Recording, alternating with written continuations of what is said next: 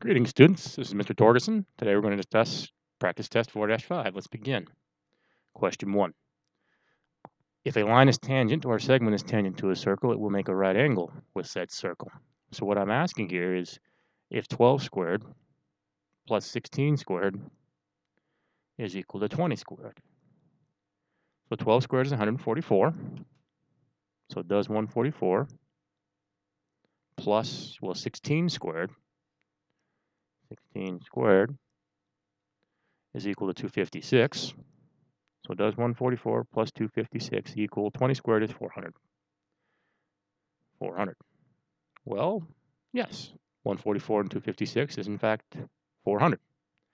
So this line segment is tangent to this particular circle because these two add together to make 400. The side squared make the hypotenuse squared. Question 2. Perimeter of a triangle or tangent line segments. So again, with this type of setup, this 6 6/10 is going to repeat here and here, as well as over here. So I will get this 6 6/10 from the 15.6. So 15 6/10 minus 6.6. This will give me a value of 9. So in other words, this length here is 9, which means this length here is also 9. I'll take the 6 6/10 from the 14 1/10. And that will give me a length of 7.5. So this length is 7.5, and so is this length right here.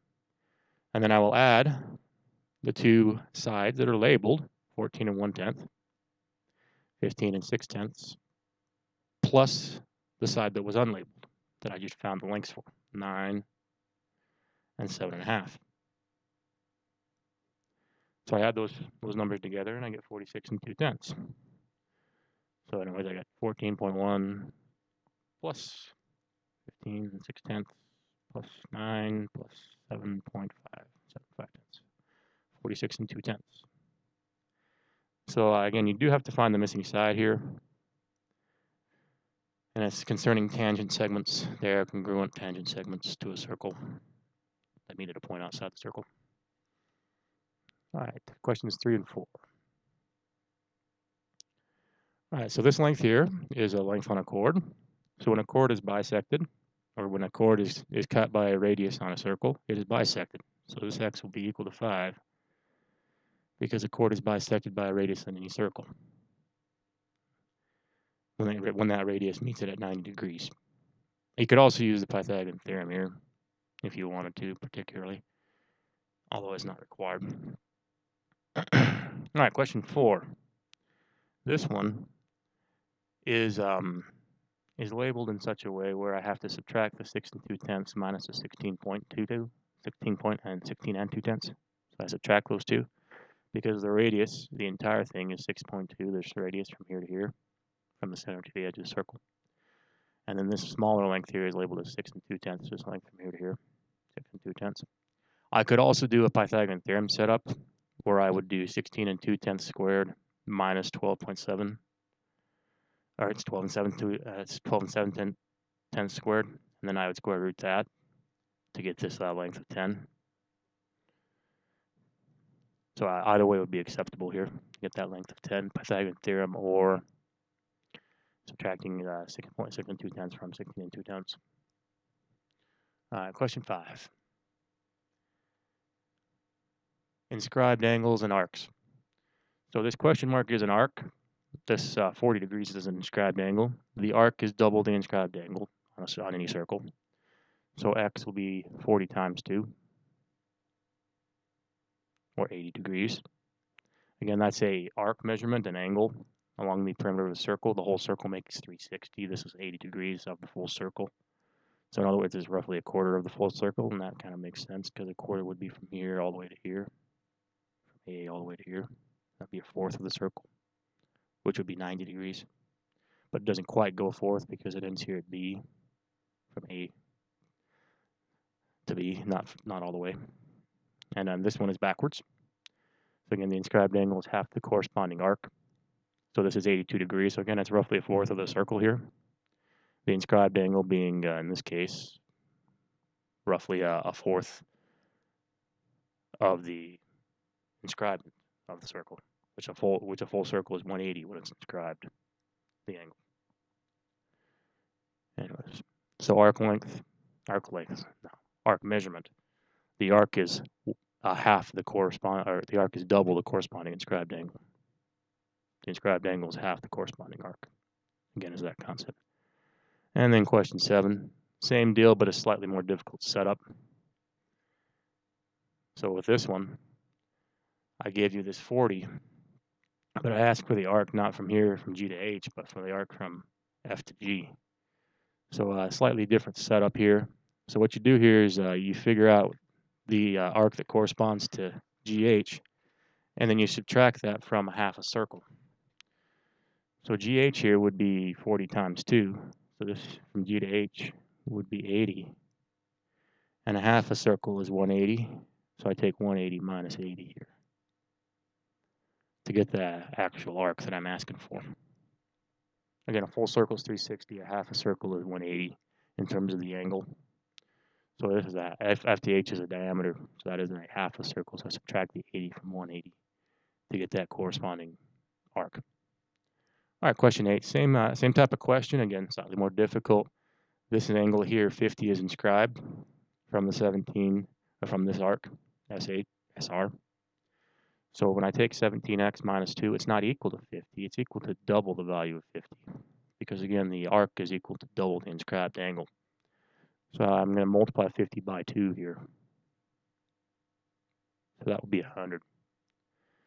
So 17x minus 2 will equal 100. I'll add the 2 over. That'll make 102. And then I'll divide by 17 to get 6. All right, so that's 4 questions about inscribed angles on the circle. Different varieties, 5 and 6 more easy, 7 slightly more difficult, 8 most difficult of the group. All right, question 9 and 10. These are about the exterior angles on the circle. So again, this exterior angle on the circle is equal to half of the corresponding difference between the two interior angles. So this is what the angle I'm looking for here in this particular picture. So I'm going to take the x minus 90 divided by 2, and that's going to equal 50. Now, the x here comes first because I'm looking for this because it's the bigger angle. It's the bigger angle. So if I put the x in the spot of the 90 here, and I labeled this larger angle here from W to T, it would have been that larger angle minus x over 2 equal to 50. All right, so I'm going to double 50 here to make it into 100. X minus 90 equals 100. And I'm going to add the 90 to the 100 to get 190 here. Now this one's a slightly different setup because I'm asking for the angle outside the circle. I gave you this angle inside. I didn't give you this one from T to V though, labeled directly. But you can find this angle from T to V by taking 244 minus from 360. So when I take 244 minus from 360, that's going to give me the remaining angle here from T to V. And when I take that value, 244 from 360, I get to 116. So T to V is equal to 116. And again, this angle outside is equal to half the corresponding difference of the two angles on the arcs there. So I'm going to take 244 minus 116 divided by 2, and that will equal the angle I'm looking for. So I take 244 minus 116,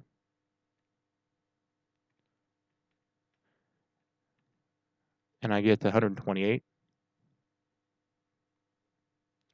And I divide that in half to get the value of the answer, which is 64. These have the same type of question, but they're again, the x is located in different locations, so it's slightly different question on each one because here the x is on the arc, the big arc from W to T. So here it's subtracting 90 from x divided by 2 equal to 50. Whereas here it's the outside angle, the exterior angle on the circle. So here it's x equals the corresponding difference cut in half again of the two arcs. All right, question 11 and 12. The chords, or 11 is chords, 12 is secant lines. So the product of the chords is equivalent because of angle side congruence, similarity. So we take 16 times x, and it will be equivalent in value to 10 times 24. X times 16, 10 times 24. So 10 times 24 is 240. And 240 divided by 16 is equal to 15. Value of x is 15 here. Here, the outside length times the entire lengths are equivalent because, again, of side angle side similarity. So the outside lengths here are 7 and 8. So 7 equals 8. And then the entire lengths are x plus 7 and 13 plus 8. So 7 timesing by x plus 7 and 8 timesing by 13 plus 8. Okay, so I can divide both sides by 7 here if I want to, or I can distribute this 7 through the parenthesis. So I will choose to distribute 7x plus 49. And here I will also distribute, but I just as well add the 8 and the 13 before I distribute that, because it would be the same if I took 8 times 13 plus 8 times 8 instead, or if I did 8 times 21. It's the same thing. So 8 times 21 there is 168. Or I could do, like I said, 8 times 13 plus 8 times 8, which is also 168.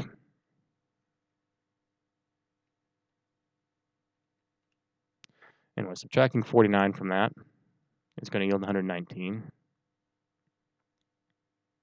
Then dividing 119 by 7 is going to yield 17. The value of x here is 17. The outside length times the entire length is congruent for a secant line setup that meet outside of a circle, or a tangent and a secant line, or actually two tangent lines as well that meet outside a circle. All right, next question, circles. So again, the form here is x minus h squared plus y minus k squared is equal to r squared. So I'm asking you to substitute in the values of h, which is the x value. This is h. The value of k, which is this y value on the center, and the value of r, which is the radius. So h is negative 8, so this is x minus negative 8. So minus negative 8 becomes a plus. So this is x plus 8 quantity squared. This is, again, is just like point slope form. So when it's a minus, it becomes a plus.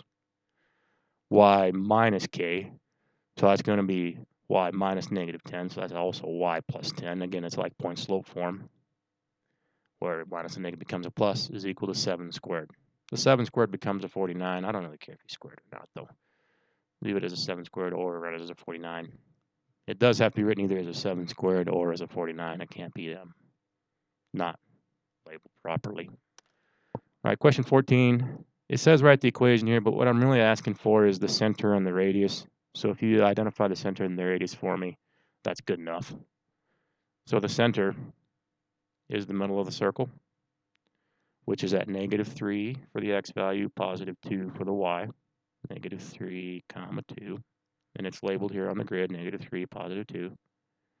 And then the radius is the other thing I'm looking for here on this circle, which is the distance from the center to any of the points along the perimeter of the circle, or along the circumference of it.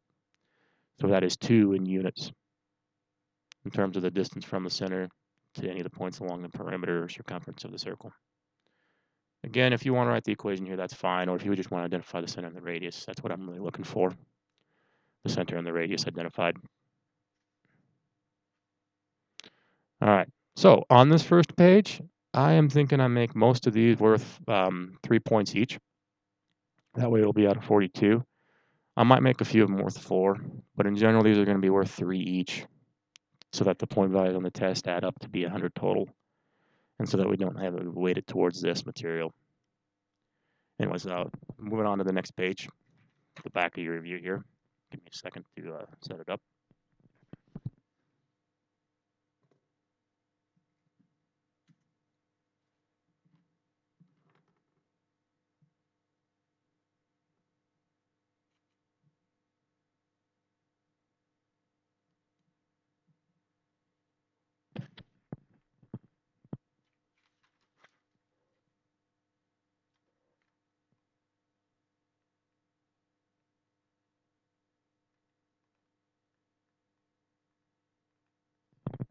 Okay, and we're back.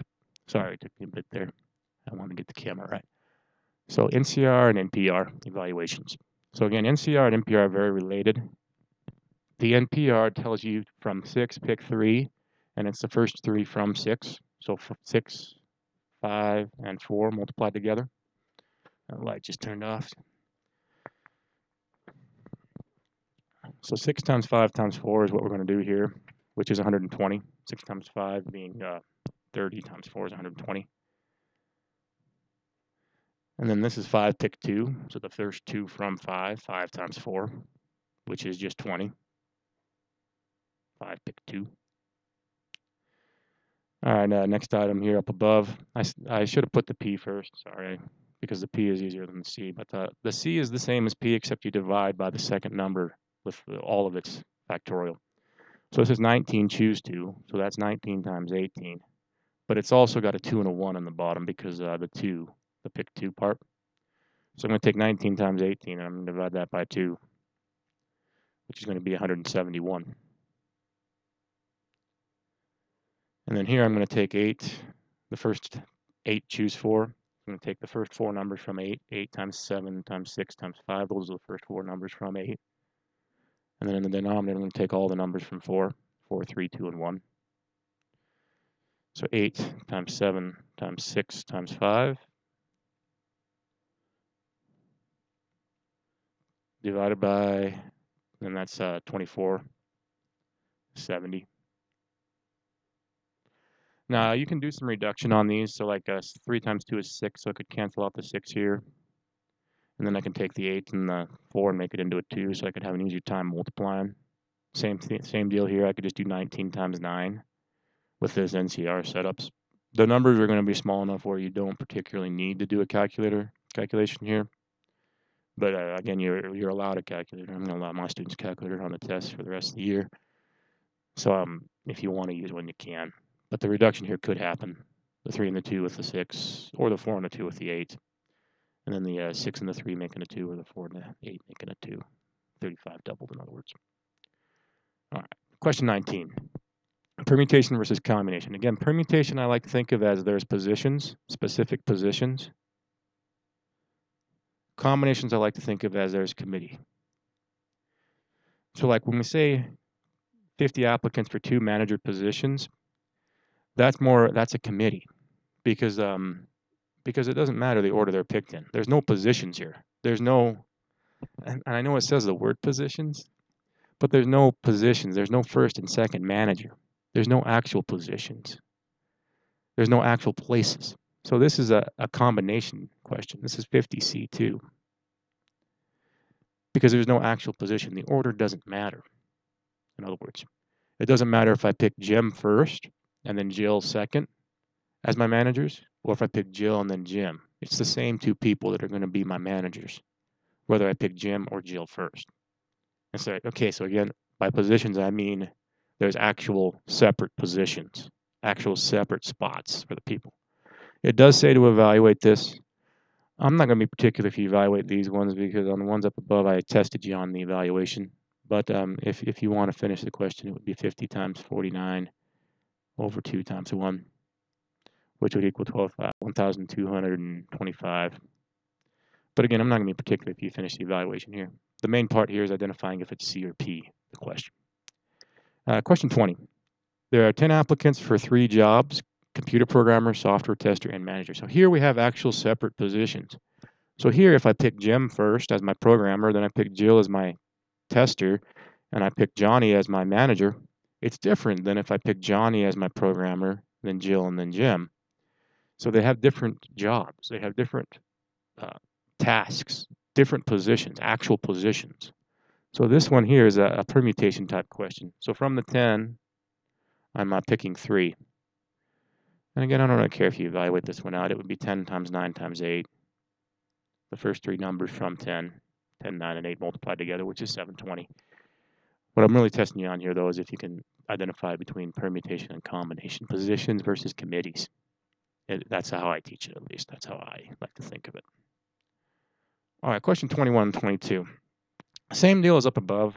I'm asking if this is permutation or combination, and then I'm asking you to put it 1 over it. because there'll be one correct option out of the total options here. So with the bears, so in the nature preserve, I have 15 bears, tagged 1 to 15. 2 of them are randomly selected and captured for evaluation.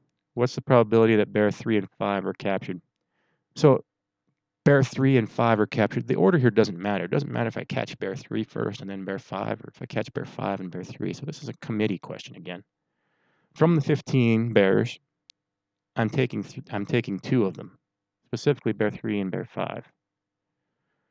So again, this would be 15 times 14 over 2 times 1, which is 105.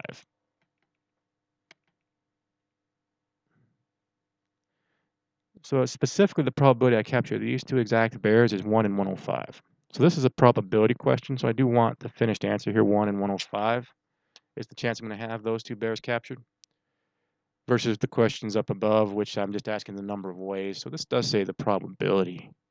The probability, and again, probability ranges between 0 and 1. It's a fraction, or a decimal between 0 and 1. So it has to be 1 over, or a number over another number, a fractional value. In this case, there's 1 chance, because there's only 1 way to capture the 2 bears out of the 105 possible ways. 22 is the same type of deal. A meeting takes place between a diplomat and 11 government officials. So we have 11 officials we're choosing from. 5 of the officials are actually spies. So if the diplomat gives information to 6 of the attendees at random, so from the 11, the diplomat's going to talk to 6, or give information to 6 of them. What is the probability that no information was given to the spies? So again, the order doesn't matter here. The diplomat can talk to the diplomats in any order, or to the people in any order. I just want the chance that he's not going to give any information to the spies, the 5 spies. So this is 11C6. So 11C6 is 462. So this one will be kind of a longer one to do, because it would be the first 6 numbers from 11. 11 times 10 times 9 times 8. 11, 10, 9, 8, 7, 6 multiplied together, divided by all the numbers, 6, 5, 4, 3, 2, 1. But there's still only one way to accomplish this, because there's only 6 people that aren't spies. There's 5 people that are, there's only 6 that aren't. So for him to talk to, or her to talk to all 6 of them that aren't spies, he would have to do it in one particular way. And again, the order is unimportant here, because it doesn't matter what order he talks to the people in. What matters is if they're spies or not. All right, question 23, mutual exclusivity. If events are mutually exclusive when they add together, they will be equal to the probability separately. So if I take 3/5 and 3/10, what I'm asking here is, does 3/5 plus 3/10 equal 9/10?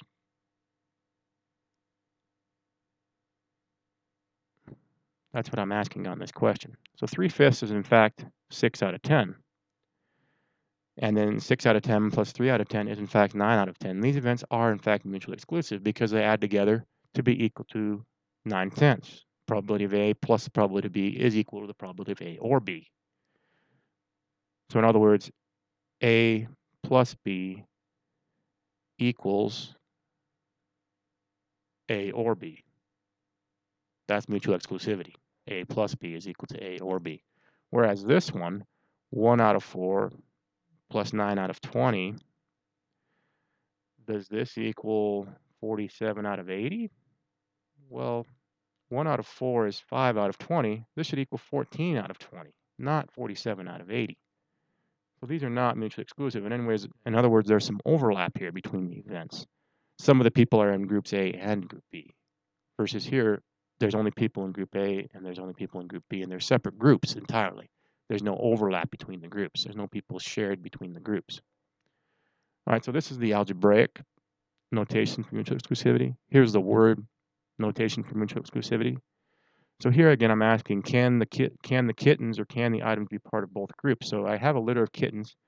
2 of them are gray, 2 of them are black, and 3 of them are mixed color. You randomly pick one kitten. The kitten is gray or mixed color. So by mixed color, we mean mixed color. So it's not black, it's not gray, it's a mixture of the two. So in other words, the cat can't be a mixed color cat as well as a gray cat. It's either gray or it's mixed color. Or the cat can't be a black cat and a mixed color cat. It's either gray or a mixed color cat. And the color would be like a tabby, like a orange cat, orange and white, something like that, or a white and black cat, tuxedo cat. So these events are mutually exclusive. Because you can't have the cat be gray as well as mixed color. It's either gray or it's a mix of colors, like gray and white or black and white or tabby, orange and white. Whereas compared with number 26 here, there are 6 nickels and 4 dimes in your pocket. 2 of the nickels and 1 of the dimes are Canadian. So in other words, 2 of these nickels and 1 of the dimes are foreign currency. The others are U.S. currency. You randomly select a coin from your pocket. It is a nickel or U.S. currency. So some of these nickels are U.S. currency. Some of them aren't, but some of them are. So in other words, this is not mutually exclusive, these events, these 2 events here, because some of the items that are nickels are also U.S. currency, whereas this one, none of the kittens that are gray are mixed color. The kittens that are gray are not mixed color. But this one, some of the nickels are in fact U.S. currency, so this is inclusive. You can put not mutually exclusive here, or you can put inclusive like we have in the notebook. I'll take either answer. Either answer. All right, dependent versus independent. Again, dependent and independent events. When events are dependent, what that means is that you don't put the items back, or it means that the probability changes after the first event. So like this one, you flip a coin twice. The first flip lands heads up, and the second flip also lands heads up. When I flip the coin, it's not going to affect the second coin flip after I flipped it once, because it still has the same chance of getting a heads up both times. So in other words, this is going to be a half times a half, the actual algebra here. I'm not asking you to do the actual algebra here, but it's going to be a half times a half. These are independent events.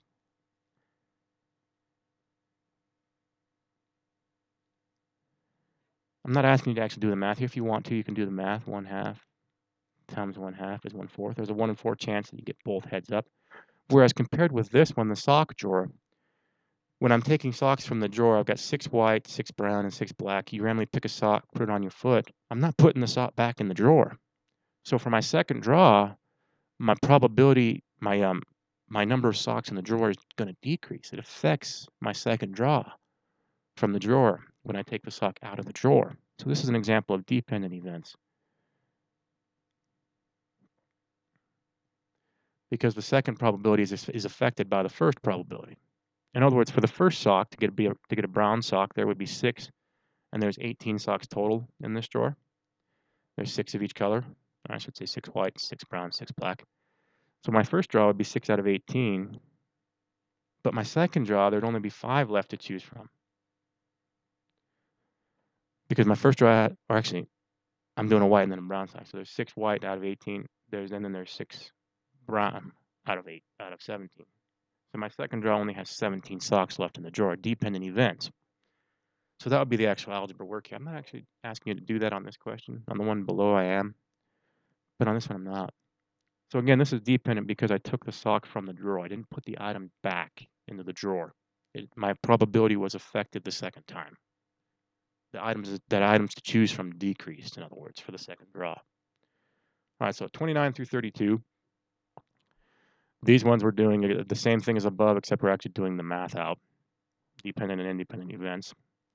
So the sock drawer again, I've got 2 white, 4 brown, and 4 black. So it's the same question as 28. I'm just asking you to do the math out. You randomly pick 2 socks and get a matching pair of black socks. So in the drawer, there's 4 black. 4 black out of 4, 8, 10 total. So I want them both to be black, my socks. So the first sock I pick has to be black. 4 and 10, my chances are 4 and 10. My second draw is 3 and 9. So this will be 12 and 90. You can leave it as a fraction if you want. I don't really care if it's reduced particularly. Or you can write it as a decimal. So 12 and 90, which is equal to 2 and 15, or it's equal to 13 and 13.3%. 13 1/3%.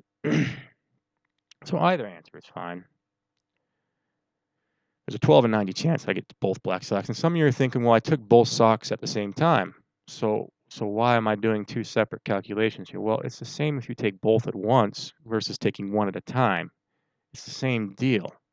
So in other words, I'm taking two socks from the drawer, and order isn't important. So I could think of this as that way.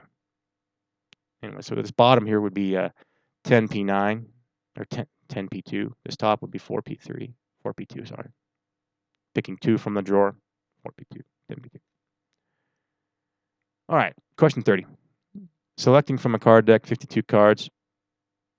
So you select a card from a standard shuffled deck of 52 cards. You return the card shuffled and select another card. So out of the 52 cards, I'm taking one card. I want that card to be a diamond. There's 13 cards that are diamonds. Now, and it says right here in the question, note that 13 of the 52 cards are diamonds. So there's a 13 in 52 chance that the first card's a diamond. Now look, I'm putting the card back. You return the card. So this is going to be an example of independent events, where it's going to be 13 in 52 chance both times. These numbers are both a 1 in 4 when they're reduced. So this finish chance is a 1 in 16 for them to both be diamonds.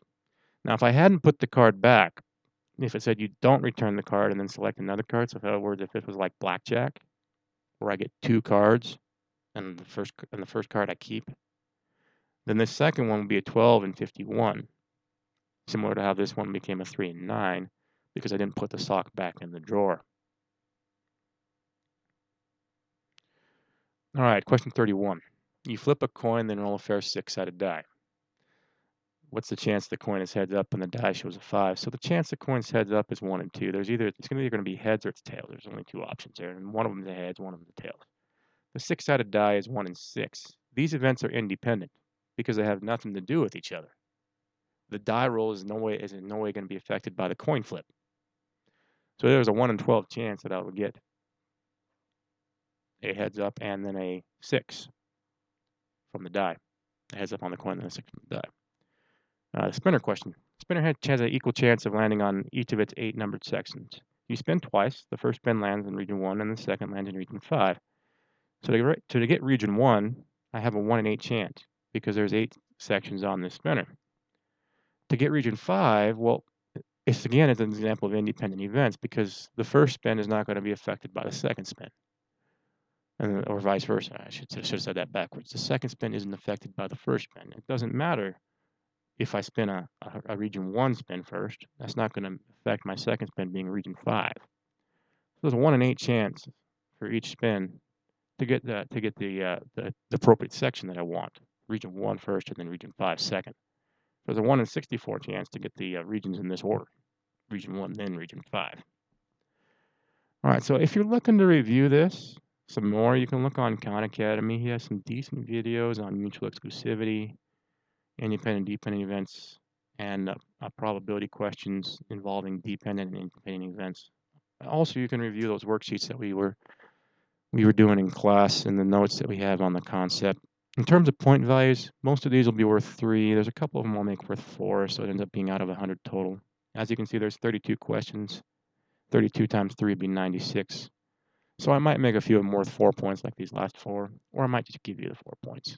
So that's out of 100. The test will be out of 100, and it will be more weighted towards the back of the test than the front. There's more questions on the back, the probability section, than there is on the front, and then that was on purpose.